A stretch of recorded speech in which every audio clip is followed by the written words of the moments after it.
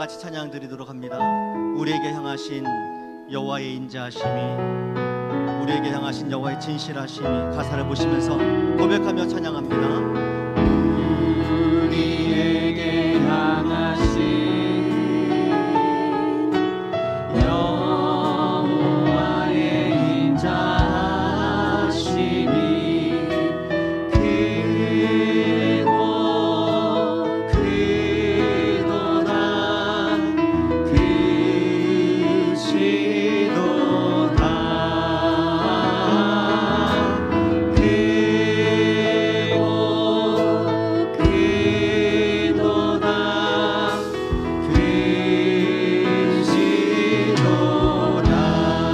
우리에게 향하신 여호와의 진실하심이, 여호와의 진실하심이 영원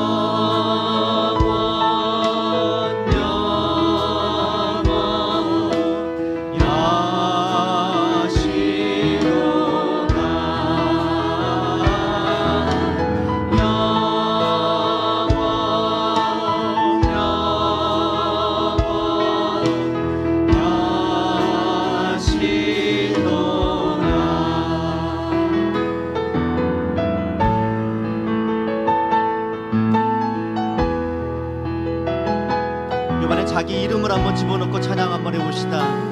자기 이름 아시죠? 누구에게 향하신, 누구에게 향하신 여호와의 인자하시며 크고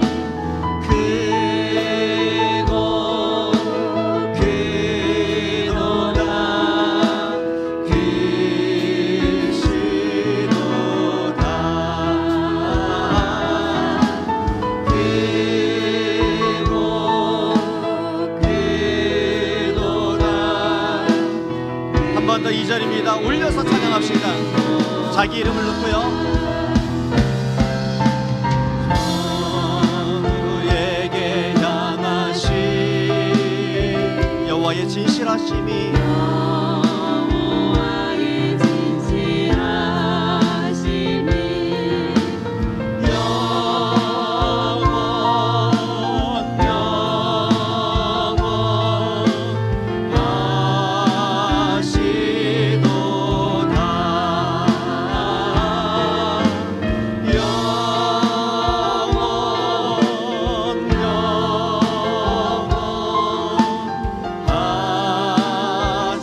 자녀에게 향하신, 자녀에게 향하신,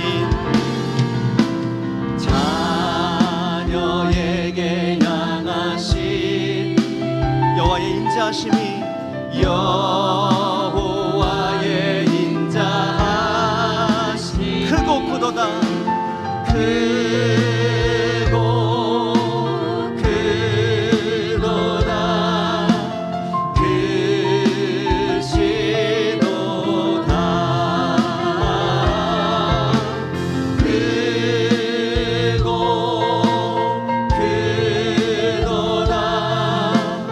다시 한번 1절, 우리 교회에게 향하신, 교회에게 향하신, 교회에게 향하신 여호와의 인자하심이, 여호와의 인자하심이 크고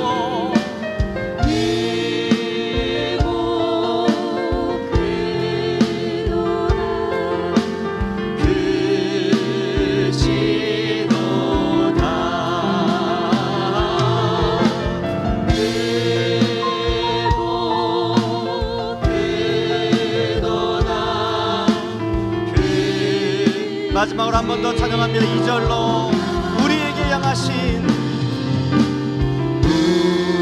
우리에게 향하신 여호와의 진실하심이, 여호와의 진실하심이 영원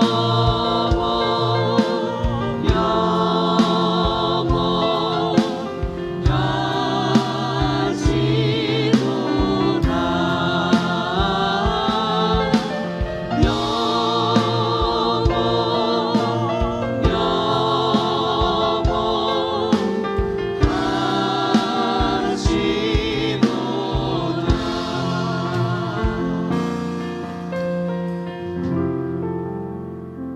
어렸을 때에 겨울에 밖에서 놀다가 들어오면 손이 탱탱 부어가지고 집에 들어오곤 했습니다. 여러분들도 그런 기억들 혹 나실 수 있는지 모르겠는데요. 집에 들어오면 어머니가 뜨거운 물에 세숫대에다가 담아 놓으시면 그 물에 담갔던 기억이 납니다. 일주일 동안도 또 세상 살면서 이 시간 나왔는데 퉁퉁 부었던 그 손처럼 또 여러 가지 모습으로 이 시간 나왔는데 은혜의 세숫대야처럼 은혜의 그 이 자리가 됐으면 좋겠습니다. 여러분들 가져 나온 여러 가지 근심 걱정들 다 내려놓으시고 은혜 주시려고 기다리신 그 하나님 다시 한번 바라보시면서 찬양했으면 좋겠습니다. 나 이제 왔으니 하나님 나를 맞아달라고, 나 이제 왔으니 하나님 이 시간 나를 만나달라고, 예배 가운데 함께 해달라고, 이런 마음으로 찬양을 했으면 좋겠습니다. 옆에 한번 얼굴을 보시면서 인사 먼저 하시죠. 은혜 받읍시다. 찬양합니다. 나 이제 왔으니, 나 이제 왔으니 내 집을 찾아 주여 나를 받으사 맞아 주소서. 나 주를 멀리 떠났다 이제 옵니다. 나 죄의 길에 시달려 주여 옵니다. 고백합시다. 나 이제 왔으니, 나 이제 왔으니 내 집을 찾아 주여 나를 받으사 맞아 주소서. 그 귀한 세월, 그 귀한 세월 보내고 이제 옵니다. 나 뉘우치는 눈물로 주여 옵니다. 네, 나 이제 왔으니 내 집을 찾아 주여 나를 받으사 맞아 주소서. 나 죄에 매여, 나 죄에 매여 고달파 이제 옵니다. 주 크신 사랑 받고자 주여. 4절입니다. 이 병든 마음을 고치려 이제 옵니다. 큰 힘과 소망 바라고 주여 5절입니다. 나 바랄 것이 무언가, 나 바랄 것이 무언가, 우리 주 예수. 아멘. 날 위해 죽임 당하시 믿고 옵니다. 믿고 옵니다. 고백합시다. 나 이제 왔으니, 나 이제 왔으니 내 집을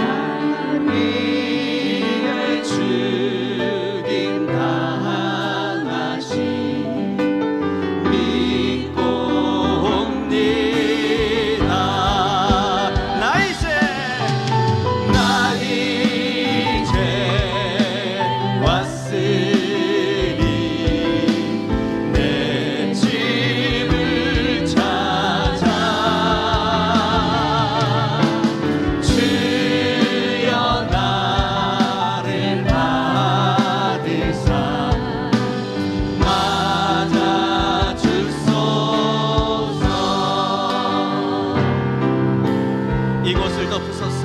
이곳을 덮으소서. 이곳을 비추소서. 이곳을 비추소서. 내 안에 무너졌던 모든 소망 다 회복하리니 이곳을 지나소서. 이곳을 만지소서.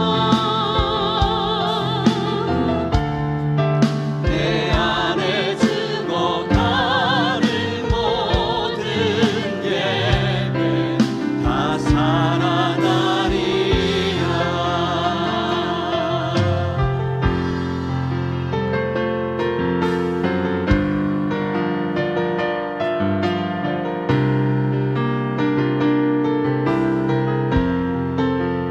이 시간 예배당에 왔는데 큰 은혜 받는 시간 됐으면 좋겠습니다. 예배당 마당만 밟고 그냥 가지 마시고 지성소까지 들어가서 하나님의 은혜에 푹 빠질 수 있는 시간 되길 원합니다. 처음부터 다시 찬양 드릴게요. 지극히 높은 주님의 나 지성소로 들어갑니다. 세상의 신을 벗고서 주 보좌 앞에 엎드리리.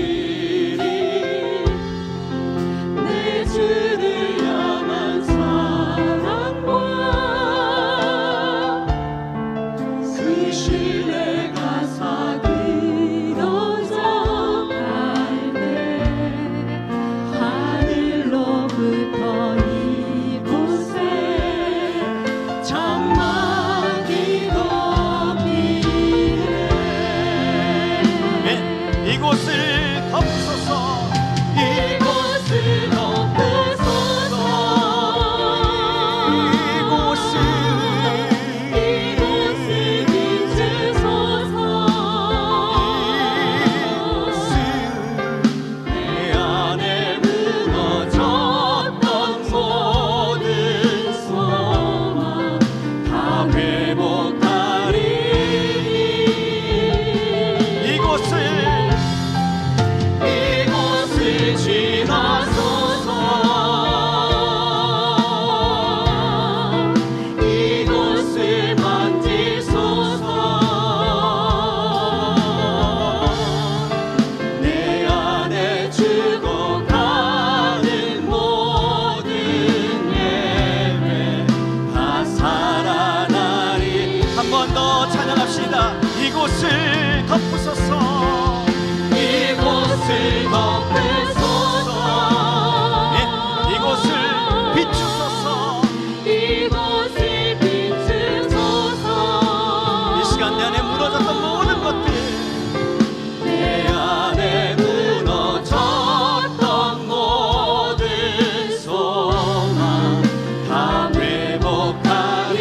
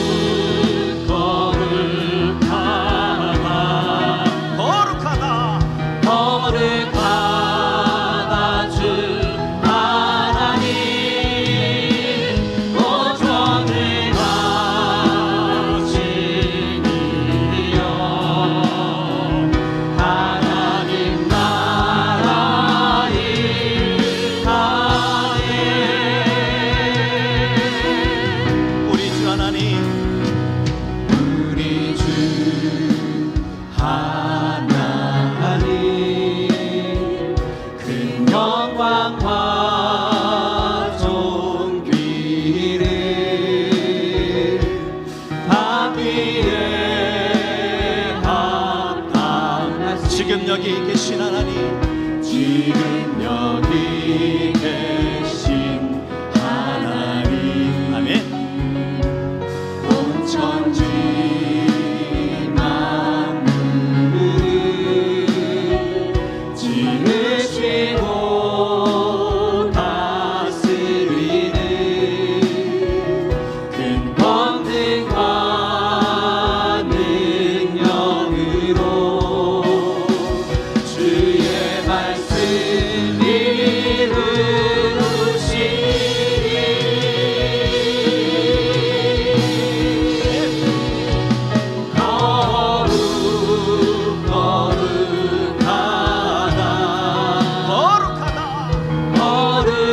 거룩하다 주 하나님,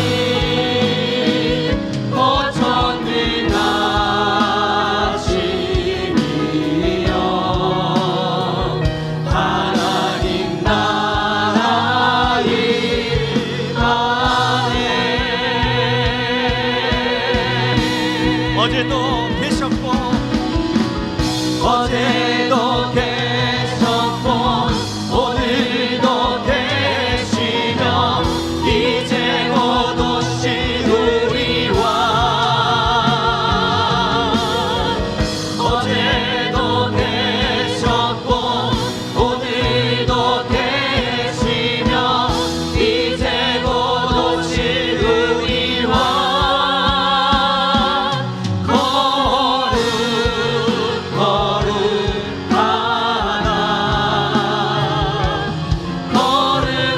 거룩하다 주 하나님,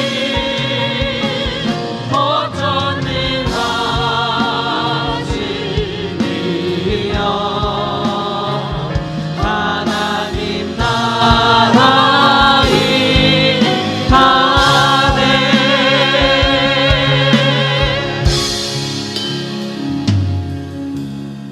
8월 4일 주일 예배에 오신 여러분들을 주님의 이름으로 환영합니다. 다 함께 사도신경으로 우리의 신앙을 고백하심으로 예배를 드리겠습니다. 나는 전능하신 아버지 하나님 천지의 창조주를 믿습니다. 나는 그의 유일하신 아들 우리 주 예수 그리스도를 믿습니다. 그는 성령으로 잉태되어 동정녀 마리아에게서 나시고 본디오 빌라도에게 고난을 받아 십자가에 못 박혀 죽으시고 장사된 지 사흘 만에 죽은 자 가운데서 다시 살아나셨으며 하늘에 오르시어 전능하신 아버지 하나님 우편에 앉아 계시다가 거기로부터 살아있는 자와 죽은 자를 심판하러 오십니다. 나는 성령을 믿으며 거룩한 공교회와 성도의 교제와 죄를 용서받는 것과 몸의 부활과 영생을 믿습니다. 아멘. 다 함께 자리에 일어나셔서 찬송가 212장과 이어서 주의 인자는 끝이 없고 찬양하시겠습니다.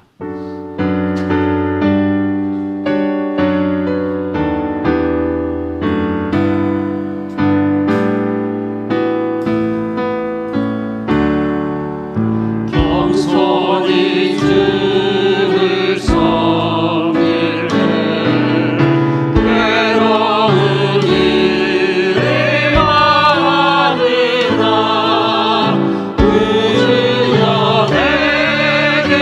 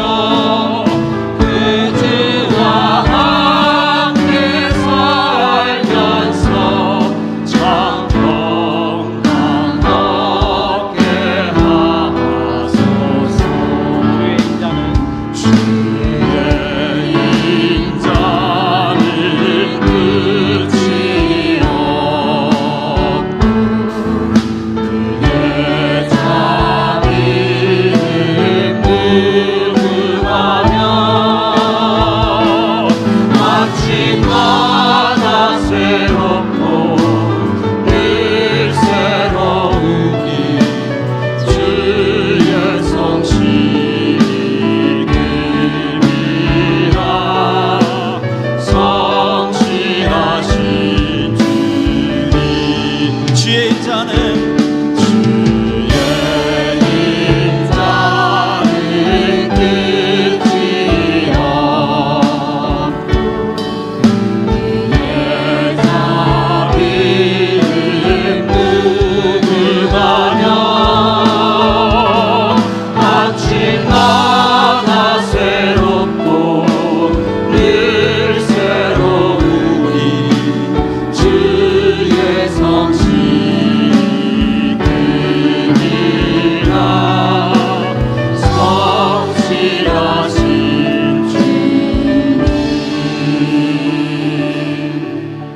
자리에 앉으셔서 합심하여 함께 기도하겠습니다.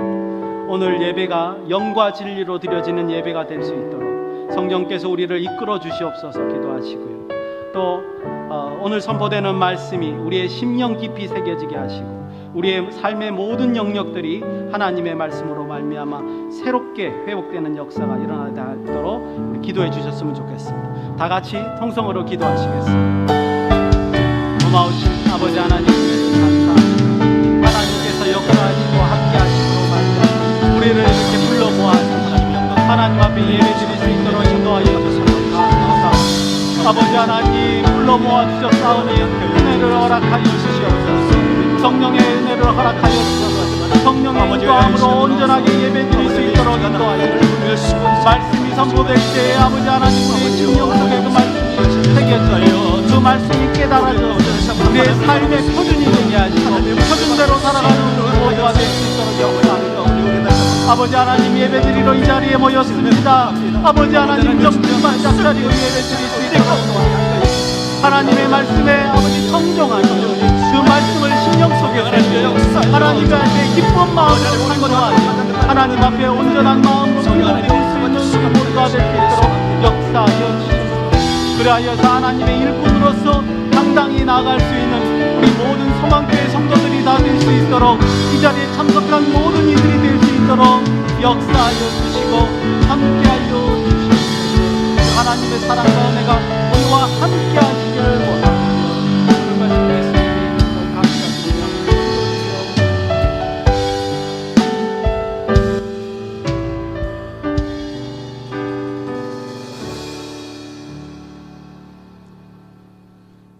지루한 장마와 견디기 힘든 무더위를 지내며 새롭게 8월을 시작할 수 있도록 은혜 주신 하나님을 찬양합니다. 오늘 우리에게 복된 주일을 허락하시고 예배자로 부르신 하나님, 온 성도가 한 마음으로 준비한 예배를 기쁘게 받아 주시옵소서. 이 여름의 무더운 날씨보다 더 뜨거운 성령의 감동이 우리 마음속에 임하게 하옵소서. 말씀 안에 거하시는 하나님의 지존하심을 깨닫게 하시고 나는 하나님 앞에 어떠한 존재인가를 더 깊게 알아가게 하옵소서. 하나님의 거룩한 뜻을 이루는 곳에 우리를 사용하여 주시옵소서. 미중간 통상마찰로 세계 경제가 위축되는가 하면 강대국들의 패권 다툼으로 동아시아 안보가 흔들리며 이태롭기만 합니다. 하나님이 간섭하시고 통치하시어 그들의 패권 다툼이 평화협정으로 또한 경제협력 관계로 발전하여 인류 평화에 공헌하게 하옵소서. 나라와 민족을 위해서 기도합니다. 고난과 시련의 역사를 살아오며 많은 위기와 전쟁 속에서도 자유와 평화와 민족을 지켜주신 하나님, 지난날에 이 민족을 수탈하고 침략하였던 일본이 다시금 이 민족을 업신여기며 수탈하고자 수출 규제라는 카드를 들고 나와 우리 경제와 안보를 위협하고 있습니다. 하나님, 강대국들의 우겨싸임에 눌려있는 이 민족을 불쌍히 여기시어 온 국민이 하나 되어 지혜롭게 이 위기를 극복하여 전화위복의 기회로 삼을 수 있도록 힘과 지혜를 주시옵소서. 아멘. 우리의 역사 인식에는 한치의 양보 없이 꼭 이기게 하옵소서. 교회를 위해서 기도합니다. 하나님 애정 가운데 세우신 우리 소망교회가 안디옥 교회처럼 하나님의 뜻을 행하는 교회, 하나님이 기뻐하시는 교회, 하나님의 영광을 위하여서 쓰임받는 교회가 되게 하옵소서. 아멘. 희망이 보이지 않는 이 시대에 예수 그리스도께서 주시는 참 평안과 소망을 세상에 전하며 잊어버린 이웃의 행복을 위하여 쓰임받는 교회가 되게 하옵소서. 8월에 있을 크고 작은 목회 계획들이 차질 없이 잘 진행될 수 있도록 도와주시고 인도해 주시옵소서. 아멘. 이 시간 말씀 듣는 시간입니다. 이은선 목사님께서 묵상하시고 기도로 준비하신 말씀이 능력 있게 선포될 수 있도록 성령 하나님 인도해 주시옵소서. 아멘. 예수님 이름으로 기도드립니다. 아멘.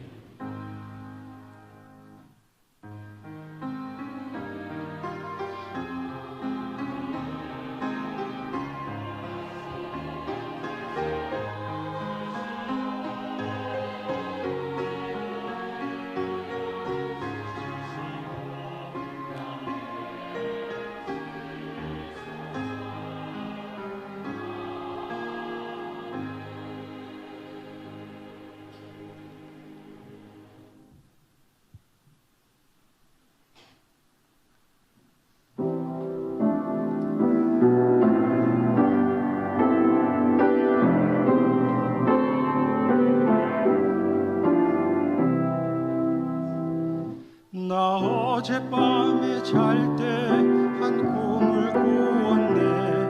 그 옛날 예루살렘 성의 곁에 섰더니 바다 하나이들이 그 묘한 소리로 주 찬미하는 소리 참 정하도다. 천군과 천사들이 바다밤과 같이 예루살렘 예루살렘 그 거룩한 성아 호산나 노래하자 호산나 부르자.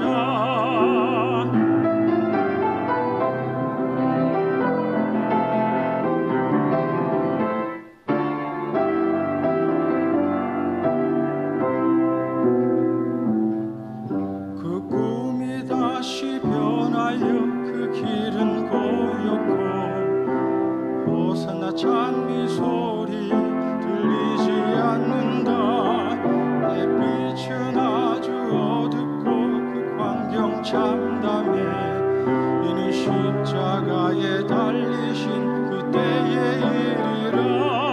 이는 십자가에 달리신 그때의 일이라. 예루살렘 예루살렘 그 거룩한 성아 호산나 노래하자 호산나 부르자.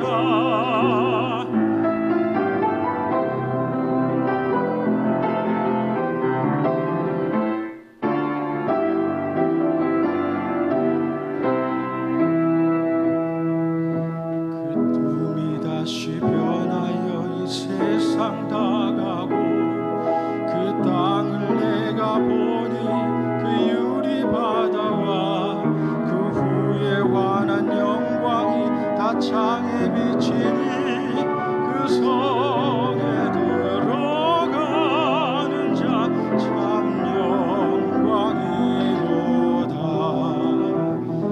밤이 나나지 없으니 그 영광뿐이라.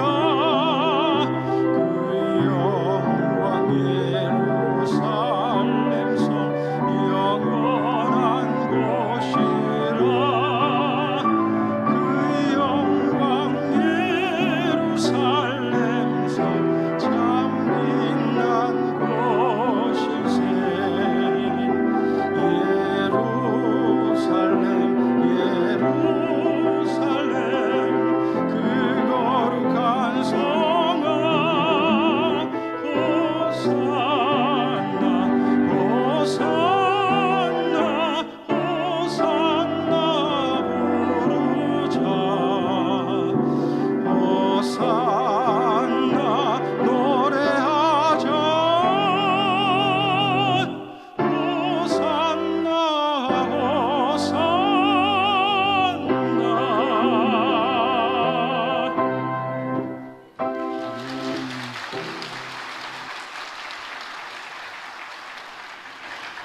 기도하시겠습니다.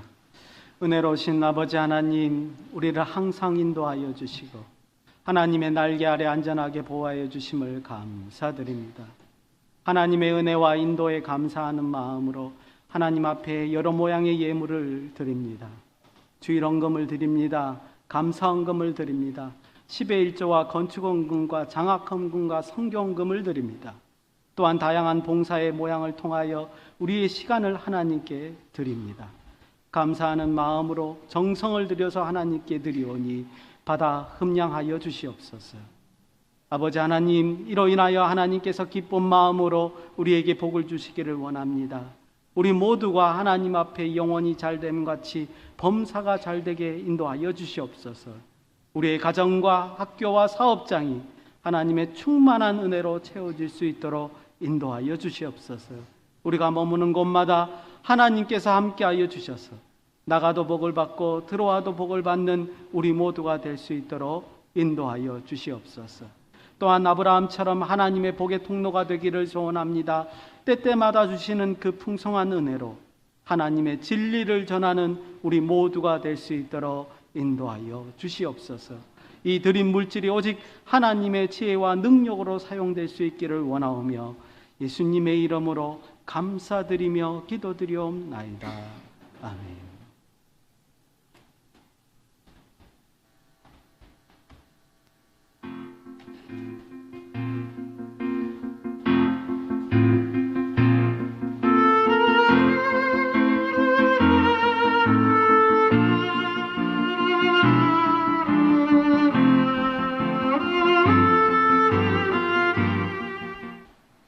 안녕하세요. 소망뉴스 노은아입니다. 8월 첫째 주 교회 소식을 전해드리겠습니다.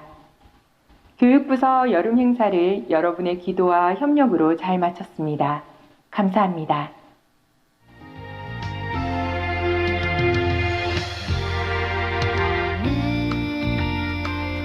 같은 너머로 뻗은 나무 가지에 푸른 열매처럼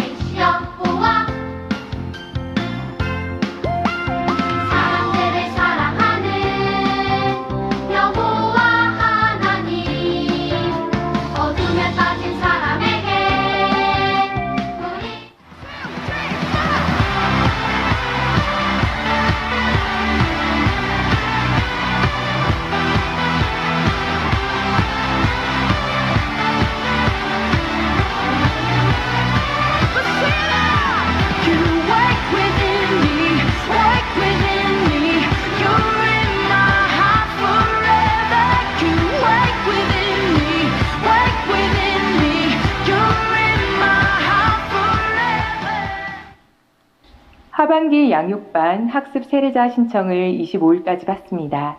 1층 게시판을 참고하여 많이 신청해 주시기 바랍니다. 하반기 장학금 신청을 18일까지 받습니다. 1층 사무실에 서류가 비치되어 있으니 관련 서류를 잘 준비해서 행정목사님께 제출해 주시기 바랍니다. 이번 주 금요일부터 소망뮤직 아카데미 수강생을 모집합니다. 8월의 주제는 자비와 양선입니다. 선하시고 친절하신 하나님의 성품을 따라 지극히 작은 자에게 관심과 사랑을 나누는 성도가 됩시다.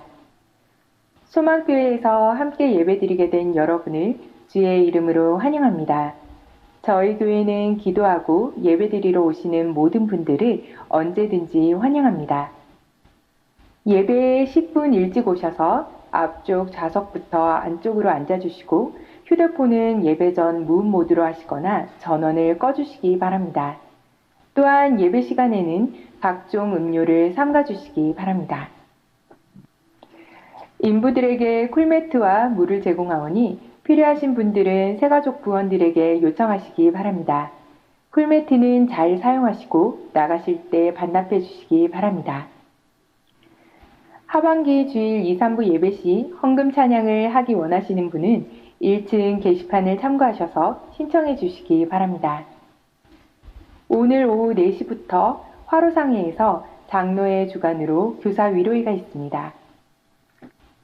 김상명 장로님, 구기남 권사님께서 범사에 감사한 마음으로 한용민 안수 집사님, 김은숙 일 집사님께서 생일을 맞아 감사한 마음으로 식사를 제공해 주셨고 이경심 집사님께서 모친 장례를 은혜 가운데 마치게 하심에 감사하여 떡을 제공해 주셨습니다.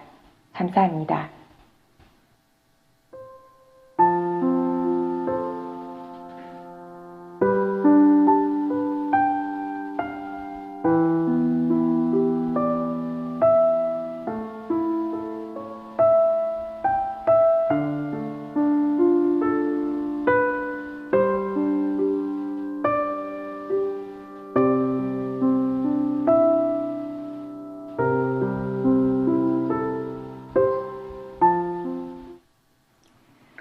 무더운 날씨가 연일 계속되고 있습니다.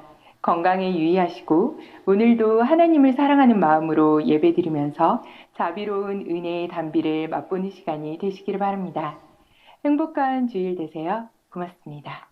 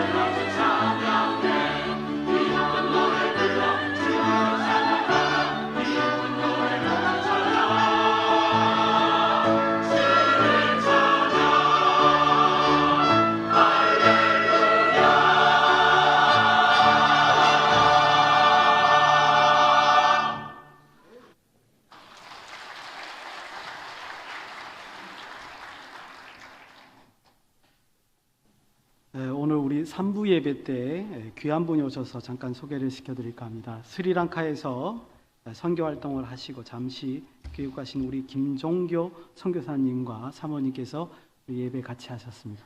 어디 계십니까? 예, 우리 다 같이 환영의 박수를 드리겠습니다. 감사합니다. 예배 후에 목양실로 오셔서 식사와 교제를 나누도록 하겠습니다. 우리 안내하시는 분들은 3층 목양실로 인도해 주시기를 바랍니다. 하나님 말씀을 보시겠습니다. 마태복음 12장 1절에서 8절까지의 말씀을 제가 봉독하겠습니다. 신약성경, 제가 가지고 있는 신약성경 18면에 위치하고 있습니다. 마태복음 12장 1절에서 8절을 봉독하겠습니다. 그때 예수께서 안식일에 밀밭 사이로 가실새 제자들이 시장하여 이삭을 잘라 먹으니 바리새인들이 보고 예수께 말하되 보시오 당신의 제자들이 안식일에 하지 못할 일을 하나이다. 예수께서 이르시되 다윗이 자기와 그 함께한 자들이 시장할 때 한 일을 읽어보지 못하였느냐. 그가 하나님의 전에 들어가서 제사장 외에는 자기나 그와 함께한 자들이 먹어서는 안 되는 진설병을 먹지 아니하였느냐.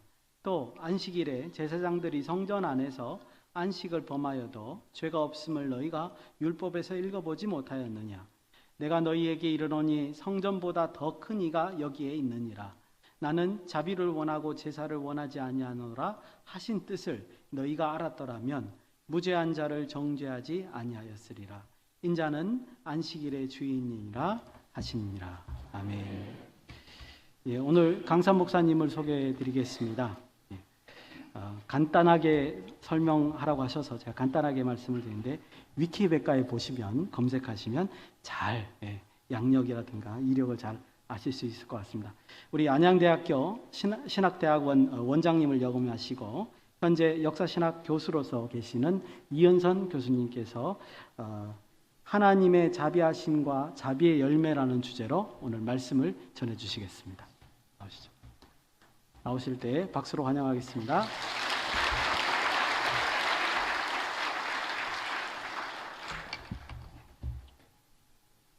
오늘도 이렇게 소망교회에 와서 성도님들과 함께 예배드리며 말씀을 전할 수 있는 은혜를 주신 하나님께 영광을 돌리고 또 저를 초청해 주신 우리 이정현 목사님, 장로님 또 모든 성도님들에게 진심으로 감사를 드립니다.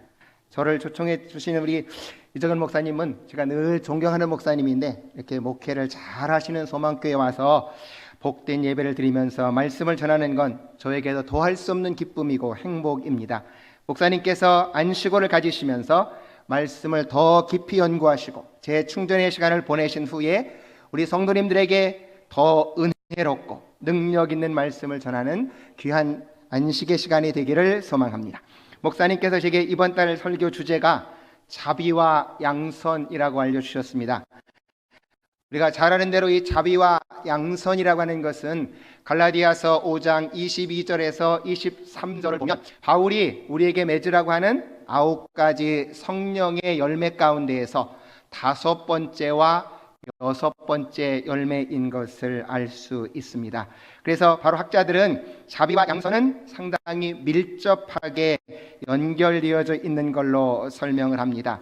자비는 헬라어로 크라스토테스라고 하는 말인데요. 이 말씀을 킹 제임스 버전에서는 온유하다, 자비하다 해서 영어로 젠틀리스라고 번역을 했고 NIV 성경에서는 kindness, 친절이라고 번역을 했습니다. 국어 사전을 찾아보니까 자비는 다른 사람에게 잘못이 있을지라도 사랑으로 대하는 태도다.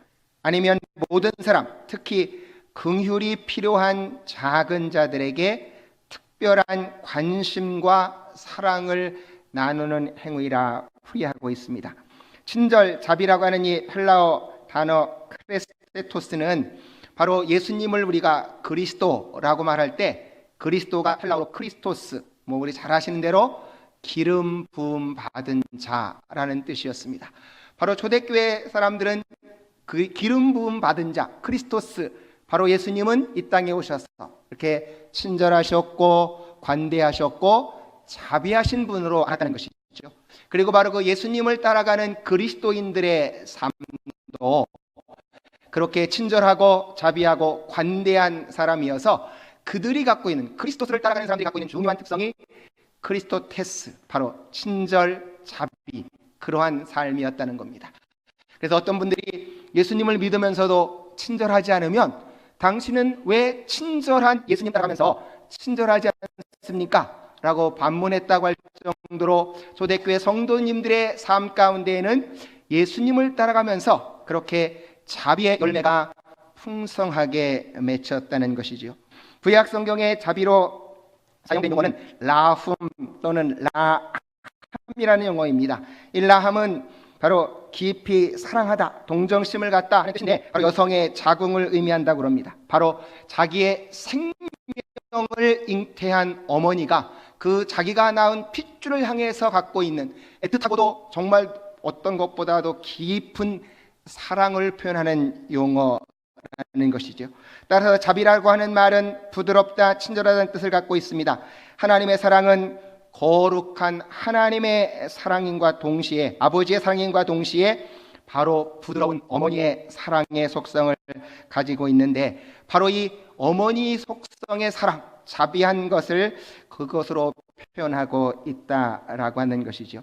바로 그래서 하나님의 사랑은 부드럽게 나타나는 측면과 함께 강하게 심판의 측면으로 나타나기도 합니다. 히브리서 12장 2절에 보시면 주께서는 사랑하는 자들을 훈련하시고 자녀들로 받아들이는 자마다 채찍질하신다라고 말씀하고 있습니다. 하나님의 사랑은 아버지의 그런 엄격한 사랑으로 잘못할 때는 그렇게 채찍으로 나타나는데 반해서 자비로운 사랑은 어머니의 부드럽고 깊은 사랑이라는 것이죠.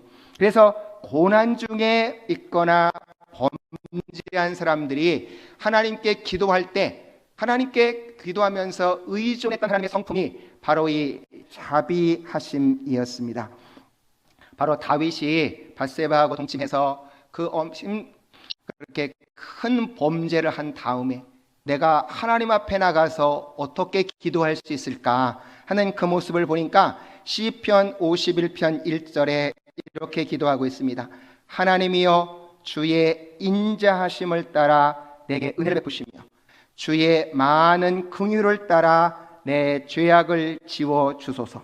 바로 여기 인자와 긍휼이라고 하는 것은 바로 성경에 따라서 자비라고 번역되기도 합니다. 그래서 새번역 성경을 보면 하나님 주님의 한결같은 사랑으로 내게 자비를 베풀어 주소서.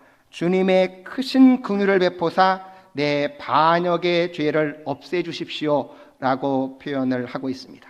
현대인의 성경에 보면 하나님이시여 주의 한결같은 사랑으로 나를 불쌍히 여기사 주의 크신 자비로 내 죄의 얼룩을 지워 주소서 그렇게 번역하고 있습니다. 다윗이 하나님 앞에 범죄해서 감히 나갈 수 없을 때 하나님 나를 불쌍히 여겨주시고 긍휼히 여겨주시고 자비를 베풀어 주셔서 자신의 모든 죄를 용서해달라고 기도하고 있습니다. 또 많은 사람들에게 멸시를 당하고 그런 어려움에 처해 있을 때도 하나님의 인자하심에 호소해서 기도했습니다. 시편 123편에 보면 여호와여 우리에게 은혜를 베푸시고 또 은혜를 베푸소서 심한 멸시가 우리에게 넘쳐났나이다 말하고 있는데요. 이것을 공동 번역 성경이나 표준 성경에 보면 바로 하나님 우리에게 자비를 베풀어 주십시오. 우리에게 자비를 베풀어 주십시오.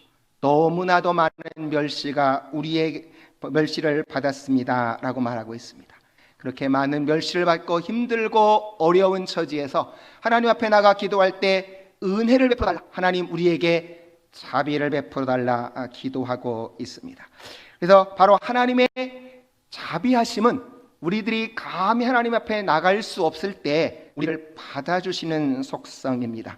그래서 초대교회에서는 예배 때 하나님 앞에 나와서 예배를 드리면서 자신들의 죄를 고백한 다음에 늘 하는 하나의 고백이 있었습니다. 그게 뭔고 하니까 키리에 엘레이손이라고 하는 말인데, 키리에는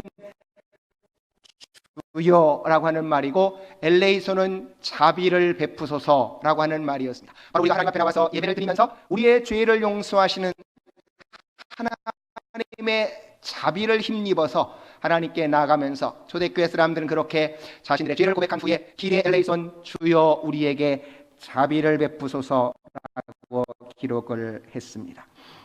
이 자비와고 같은 뜻으로 사용되는 단어는 긍휼입니다. 우리 성경에서 자비와 긍휼은 같은 뜻으로 사용이 돼서 우리가 그 팔복 가운데 유명하게 긍휼히 여기는 자는 복이 있나니 그들이 긍휼히 여김을 받을 것이며 라고 했는데, 이걸 표준 세번역이나 공동번역에 보면 자비한 사람은 복이 있습니다, 그들은 자비함을 입을 것입니다 라고 번역하고 있습니다.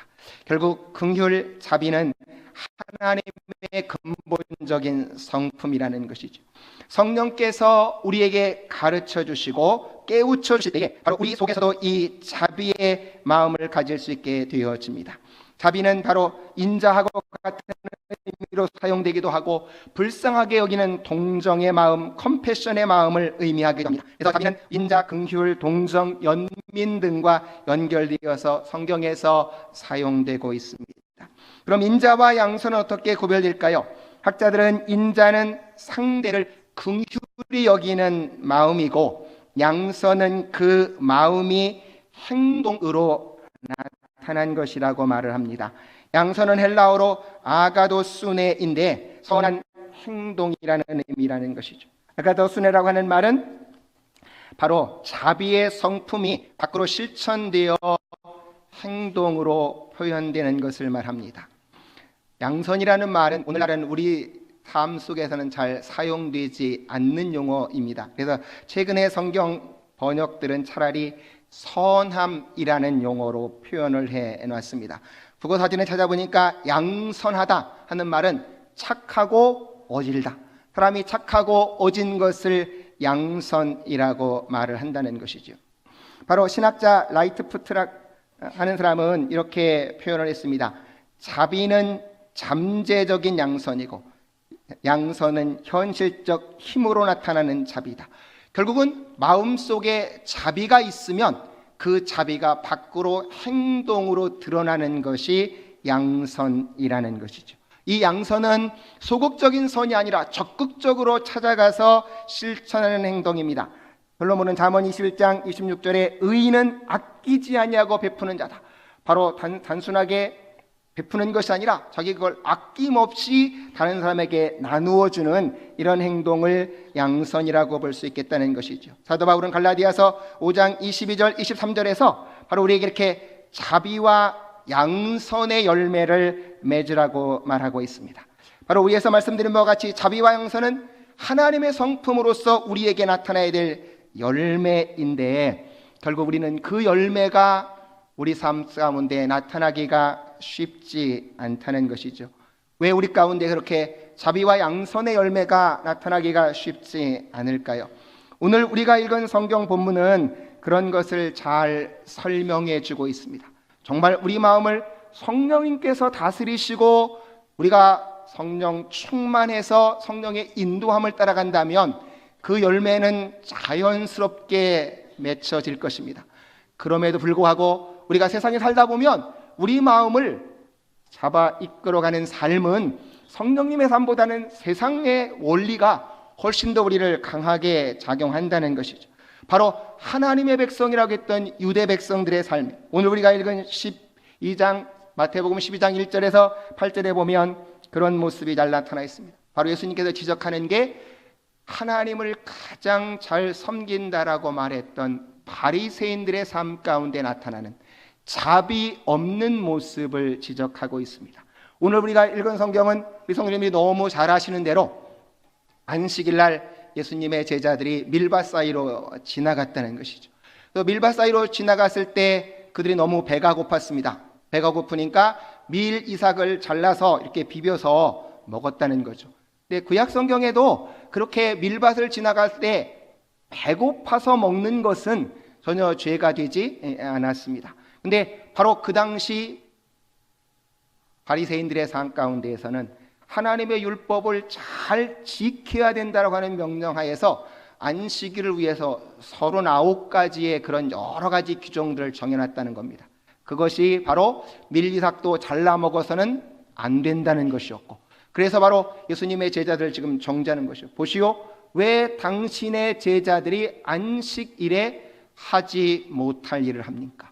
그들은 바로 그 제자들이 배가 고파서 그 밀리삭을 먹는다라고 하는 걸 바라보는 자비의 마음은 사라졌고, 우리가 하나님의 율법을 잘 지킨다는 명목하에서 그들을 정죄하려는 마음이 가득 차 있었다는 겁니다. 그래서 바로 예수님께서 그들의 그런 자비 없는 마음을 지적하시려고 두 가지를 말씀했습니다. 바로 너희가 안식일 날 밀리삭 잘라 먹는 게 잘못됐다, 안식일 날 할 수 없는 일을 한다라고 내 제자들을 비난하는데, 성경에 그런 두 가지 일을 하나 예수님께서 말씀했습니다. 한 가지는 바로 다윗이 그렇게 했다는 거죠. 사무엘상 21장 6절에 보면 바로 사울 왕에게서 급히 도망쳐 오느라고 아무것도 먹을 것이 없어서 너무나 그들이 시장했을 때 제사장 이외에는 먹을 수 없는 그 진설병이 보존되어 있는 성막에 들어가서 아비아달 제사장에게 요구해서 그걸 먹었지만 하나님은 그것을 죄로 정하지 않았다는 겁니다. 아까도 말씀드렸지만 배고픈 사람들이 밀리삭을 잘라 먹는 걸 하나님이 죄로 정하지 않았다는 것이죠. 더 나가서 바로 그 당시에 보면 이렇게 성전 안에서 제사장들이 하는 율법을 범하는 행위도 죄가 되지 않는다. 다른 말로 말하면 제사장들이 안식일 날 그들이 바로 그 성막 안에서 할례도 주고 여러 가지 일을 행하는데, 바로 바리새인들의 눈으로 보면 그것도 역시 하나님의 계명을 어기는 것이 될 수밖에 없다는 거죠. 그래서 바로 그 바리새인을 향해서 너희가 하나님께서 내가 자비를 원하고 제사를 원치 않는다고 하는 말을 올바르게 알았더라면 내 제자들을 정죄하지 않았을 거라는 겁니다. 그러면서 말씀합니다. 과연 너희가 내가 누군지 제대로 알았으면 좋겠다. 바로 예수님께서 말씀하는 게 다 여기 나는 성전보다 더 큰 이가 여기 있다. 그리고 바로 내가 안식일의 주인이라고 말씀했습니다. 안식일의 주인이라고 하는 말씀은 바로 유대인들의, 바로 그 당시 바리새인들이 가장 잘못된 게 하나님께서 안식일을 정한 근본적인 정신은 까먹었다 그 말이죠. 하나님께서 사람들로 하여금 안식일에 하나님께 예배하면서 하나님 안에 참다운 안식을 누리고 서로 자비를 베풀려고 하는 그 정신은 잊어버리고 그렇게 율법적으로 행동하기 있기 때문에 나는 안식일을 제정한 근본 하나님이시고 바로 그 안식일에 누려야 될 참된 안식을 내 제자들에게 주는 자다. 하나님 위해서 안식일의 주인이라고 말씀했습니다.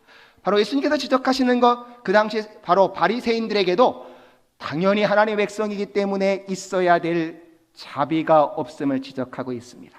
오늘날 우리의 삶 가운데에서는 어떤 모습이겠습니까? 사회 구성원들이 서로를 향해서 정죄하는 사회, 서로의 잘못을 잡아내려는 사회는 참으로 삭막한 사회가 될 것입니다. 아마 지금 한국하고 일본의 관계가 그런 모습이 아닌가 싶습니다. 바로 일본이 먼저 그런 모습을 했고, 그러니까 신문에 보니까 요즘 가장 많이 나오는 말이 눈에는 눈, 이에는 이 하고 이런 이야기가 상당히 많이 회자되고 있습니다. 과연 정말 이것이 우리가 그리스도인들이 해야 될 일일 것인지 우리는 더 한번 생각을 해볼 필요가 있겠습니다. 그러지 않아도 정말 한국 사회에서 살아가면서 우리는 서로를 향해서 품어줄 수 있는 자비의 마음이 넘치시나요?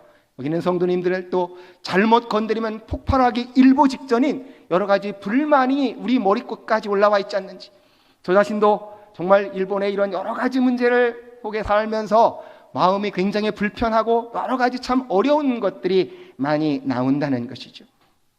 요즘 한국 분들이, 대한민국 사람들이 행복 지수가 낮다는 게 뭐 잘 알려져 있습니다. 그래서 저도 한번 인터넷에 검색해 보았어요. 한국 분들이 얼마나 행복함을 느끼고 살까.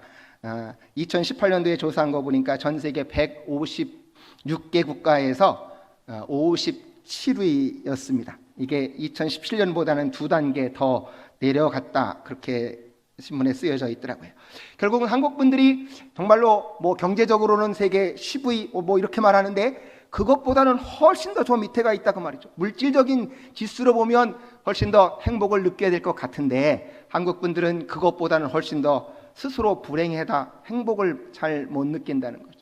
그래서 어떤 분이 왜 한국 분들이 그렇게 행복을 못 느낄까 하면서 한국의 경쟁심 때문에 그렇다 뭐 그렇게 분석해 놓은 걸 보았습니다. 한국의 엄마들의 행복을 찾는 엄마 쇼크라고 하는 책이 EBS에서 출간되어 있는데 거기에 그런 한 가지 흥미로운 실험 결과가 있다고 합니다. 사람은 행복을 느끼면 바로 여기 우측 뇌인 여기가 뇌 컴퓨터로 반응을 조사해 보면 불이 반짝반짝 들어온다는 겁니다. 그런데 어떻게 하면은 그때 여기가 움직일까 하고 이제 미국 엄마하고 한국 엄마하고 조사를 해봤대요. 그랬더니 미국 엄마들은 자기가 점수를 잘 따면 이게 막 반짝반짝 하더라는 겁니다. 자기가 뭐 50점, 60점, 70점 올라가면. 근데 한국 엄마들은 자기가 60점, 70점인 데는 별로 반응이 없고 옆에 사람보다 더 많이 따면 그때 막 반짝반짝 하더라는 겁니다. 그러니까 한국 분들은 내가 잘하냐 여기에는 관심 있는 게 아니고 옆에 사람하고 비교해서 내가 이기냐 하는 이 경쟁 심리가 굉장히 발전되어 있다. 이게 결국 자녀들에게 가면 늘 옆에 아이하고 비교한다는 거죠. 옆에 아이는 어떤데 너는 어떻다. 그리고 자신도 내게 주어진 것 가운데 만족하기보다는 나 저 사람하고 비교해 보니까 뭐 우리가 늘 말하는 상대적 뭔가 이런 속에서 한국 분들이 만족감을 못 느낀다. 그런 분석을 한 걸 보았습니다. 결국 우리 마음 속에서 마음에 자비함이 있어서 좀 더 여유가 있어서 상대방을 품어주면 우리가 훨씬 더 행복으로 가까이 다가갈 수도 있겠지만 날마다 경쟁해서 내가 너보다 앞서야 돼 그러면 우리는 정말 행복을 찾기가 쉽지 않을 거라는 거죠. 또 어떤 분은 그런 얘기를 하는 것도 보았습니다. 한국에 자비 없는 이런 모습에 참 어두운 단면이 너무 자살하는 분들이 많다는 거죠. 한국의 자살률 뭐 여러분 다 알고 있는 사실이지만 OECD 국가 가운데 1등 가는 나라 어디겠습니까? 대한민국이요 2003년부터 2016년까지 13년 동안 부동의 1위라고 합니다. 그만큼 한국 안에 많은 분들이 자살을 선택한다는 거죠. 1년에 죽는 분이 13,000명이 넘어서 10만 명당 25.8명 정도가 그렇게 자살을 한다는 겁니다. 10대 청소년들 가운데서는 사망률 1위고요.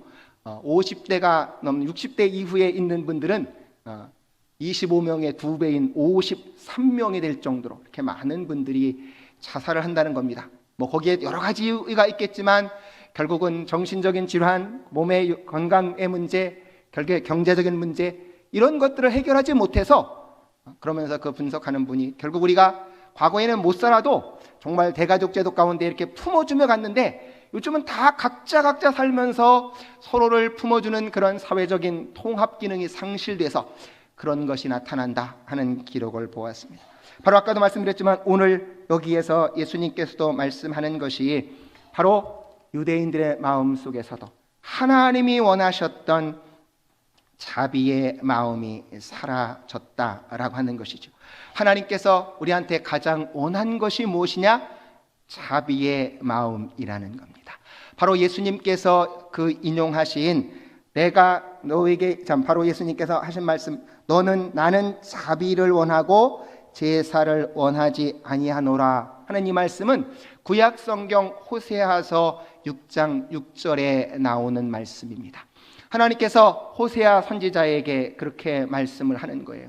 바로 하나님 너희가 하나님을 잘 알았으면 좋겠다. 하나님을 힘써 알아라. 하나님은 어떤 분이시냐? 그 나오시는 것이 일정해서 변함이 없다는 것이죠. 그런데 이스라엘 백성아 너희의 인자 자비는 아침 구름 같고 이슬방울 같아서 잠시 있다가 사라져 간다는 겁니다. 하나님께서 이스라엘 백성들에게 그렇게 자비를 베풀어 주셨고 그 베푸시는 하나님의 자비는 변함이 없이 일정하게 그 백성들에게 베풀어지는데 그 백성들은 하나님을 향해서도 서로의 이웃을 향해서도 자비를 베푸는데 그것이 얼마나 빨리 없어지냐?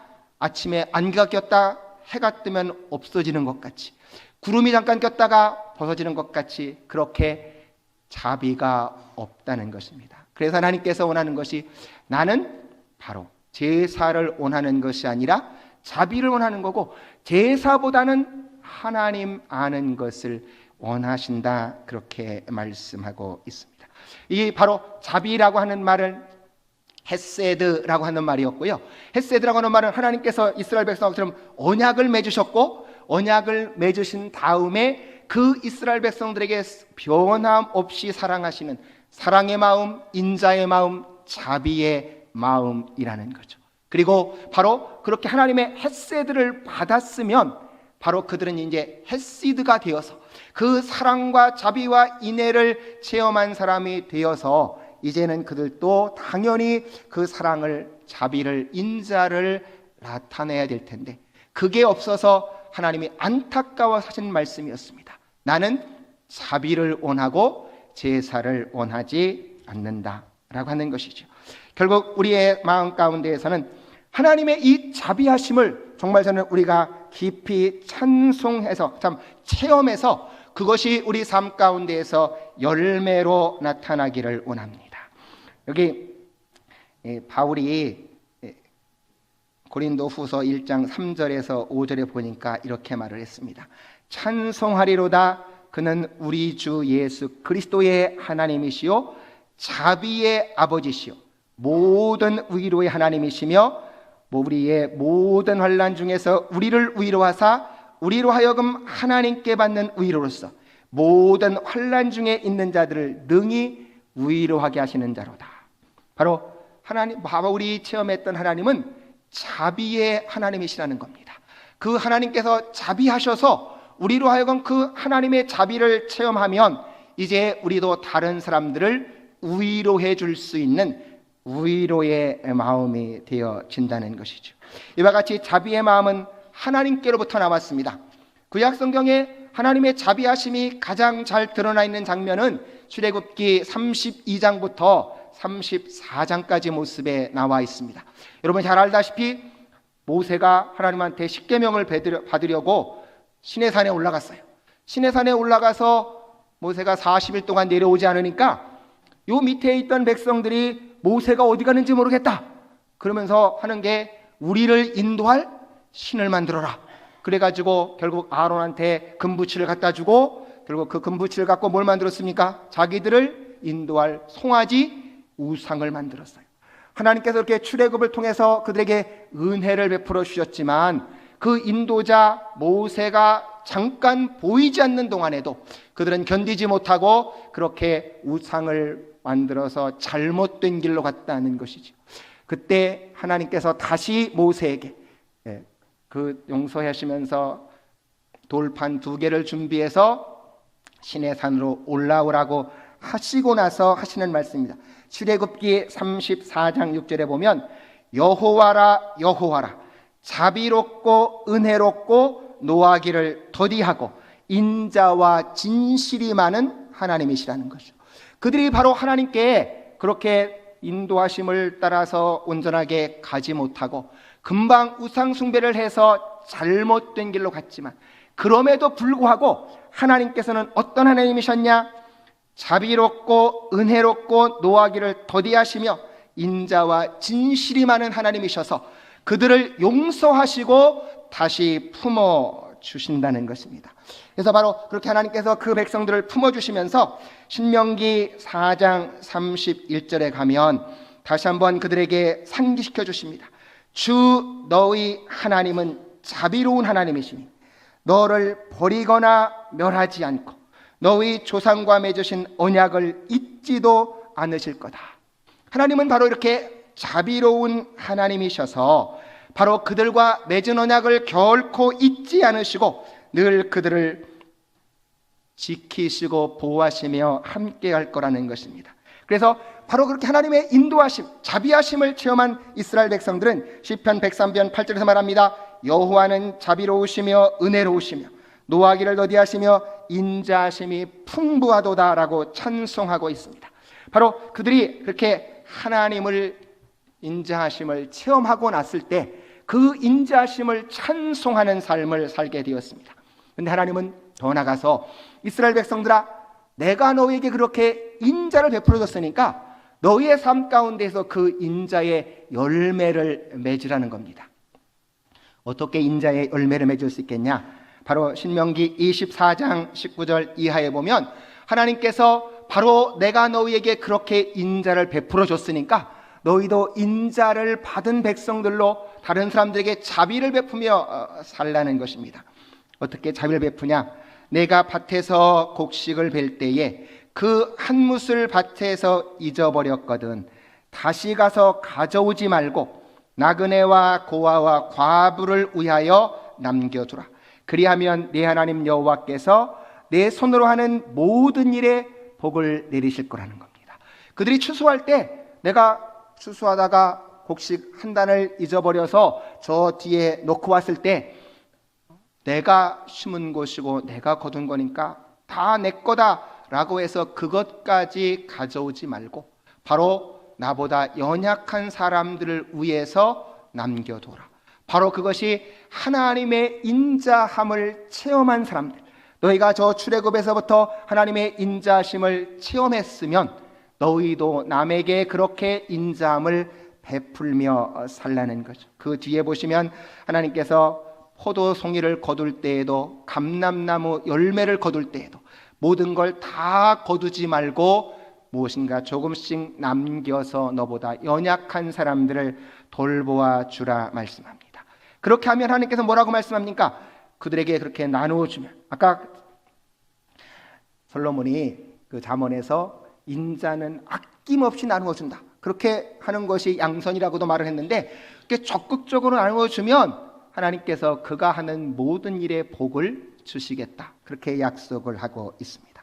신약 시대에 오면 바로 예수님의 그 자비하심은 어떻게 나타났을까요? 성경에 보면 끊임없이 나타나는 말씀이 예수님께서 바로 많은 사람들을 보고 불쌍히 여기셔서 그들을 움직여 주셨다. 바로 그걸 헬라어의 원어의 표현을 보면 우리말로 말하면 애간장이 녹는다. 바로 자기 마음속이 움직여져 가지고 그들을 너무나 불쌍히 여겨서 자선을 베풀 수밖에 없는 그 마음, 그거를 불쌍히 여겼다라고 표현합니다. 바울이 참 하나님께서, 예수님께서 누구를 보며 그렇게 불쌍히 여기셨을까요? 우리가 보면 그 누가복음 7장에 보면 나인성 과부의 아들이 죽어서 장례식을 치를 때 그 나인성 과부를 불쌍히 여기셔서 그 아들을 살려주셨습니다. 또 그가 바로 광야에서 오병이어의 기적을 행할 때도 읽어보면 그들이 예수님하고 함께 있으면서 여러 날 동안 굶주려서 먹지 못했다는 거죠. 바로 그래서 그들이 굶주려서 먹지 못한 걸 보시고 불쌍히 여기셔서 그들을 향해서 오병이어의 기적을 만드시면서 그들의 삶의 필요를 채워주셨습니다. 아마 예수님의 그 자비와 긍휼의 마음의 가장 절정은 우리가 잘 아는 탕자의 비유일 것입니다. 아버지의 재산을 다 탕진하고 떠나버렸던 아들, 그래서 모든 사람들은 다 버려 돌아보지 않아야 될 그 아들임에도 불구하고 성경을 읽으면 저 아들이 저 멀리 있는데도 그 아버지의 마음이 속에서 움직여가지고 끌려가서 그 아들의 목을 안고 그가 돌아온 것에 기뻐 잔치하는 모습 속에 하나님의 자비하심, 바로 예수님께서 바로 보여주시는 자비하심이 그런 거라는 거죠. 마태복음 9장 36절 38절에 보시면 이스라엘 백성들에게 바로 그들이 목자 없는 양같이 떠돌아다니는 그 모습을 보시면서 하나님께서 그들을 불쌍히 여기셔서 하나님 추수할 것은 많은데 일꾼이 없기 때문에 우리에게 추수할 일꾼을 보내어 주소서 기도하라고 말씀하고 있습니다. 바로 예수님은 이 땅에 살아가는 과정 가운데 정말 하나님의 도우심의 손길이 필요한 사람들, 이렇게 과부들, 병든 사람들, 목자 없는 양같이 유리하는 사람들을 향해서 동정의 마음, 사랑의 마음, 연민의 마음을 갖고 그들을 품어주셨고, 그 자비의 마음의 가장 극치는 결국 죄 가운데 있는 우리를 구원함으로 나타나셨습니다. 바로 예수님께서 우리를 구원하신 그 모습을 보면 마태복음 로마서 3장에 보면 바로 우리가 하나님 앞에서 하나도 선을 행하지 않을 때 그때에 바로 우리를 오래 참으심 가운데에서 회개하게 하셨다는 겁니다.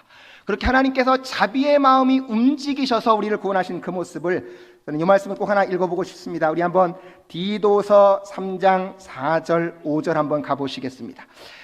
신약성경 350페이지 가보시면 디도서 3장 4절과 5절 가운데 하나님께서 자비하심으로 우리를 어떻게 구원하셨는지를 잘 보여주고 있습니다. 우리 한번 같이 한번 읽어보시겠습니다. 우리 구주 하나님의 자비와 사람 사랑하심이 나타날 때에 우리를 구원하시되 우리가 행한 바 의로운 행위로 말미암지 아니하고 오직 그의 긍휼하심을 따라 중생의 씻음과 성령의 새롭게 하심으로 하셨나니.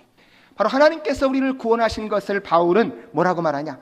구주 하나님의 자비하심과 사람 사랑하심이 나타날 때에 우리를 구원하시되 우리의 행한 바 의로운 행동이 아니고 하나님의 긍휼하심, 자비하심, 우리를 용서하시고 품어주심 속에서 중생의 씻음과 성령의 새롭게 하심으로 우리를 구원하셨다는 겁니다.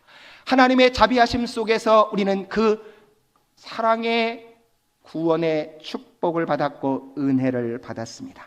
그래서 사도 바울은 이제 우리가 그렇게 하나님의 자비하심을 맛보았으면 그 자비하심으로 옷을 입으라고 말을 합니다. 골로새 3장 12절에 보니까 그러므로 너희는 하나님이 택하사 거룩하고 사랑받는 자처럼 긍휼과 자비와 겸손과 온유와 오래 참음으로 옷 입어라.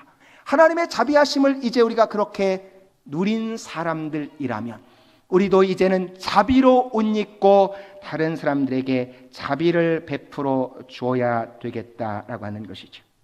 바로 베드로전서 2장 3절에 보시면 너희가 하나님의 인자하심을, 하나님의 자비하심을 맛보았으면 그렇게 살아가라고 말씀합니다. 성경 가운데에서 정말 자기 친구들의 동정, 자비, 연민을 가장 갈구했던 사람이 누가 있을까요?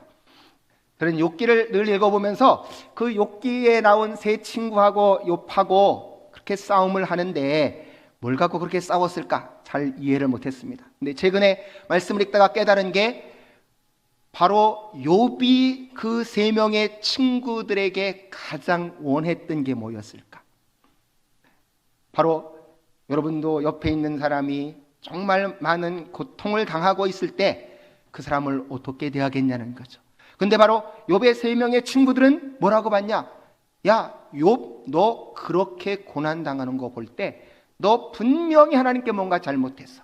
그러니까 너가 그 잘못된 걸 하나님께 회개하고 똑바르게 살아. 그렇게 자비 없는 공격을 끊임없이 하고 있습니다.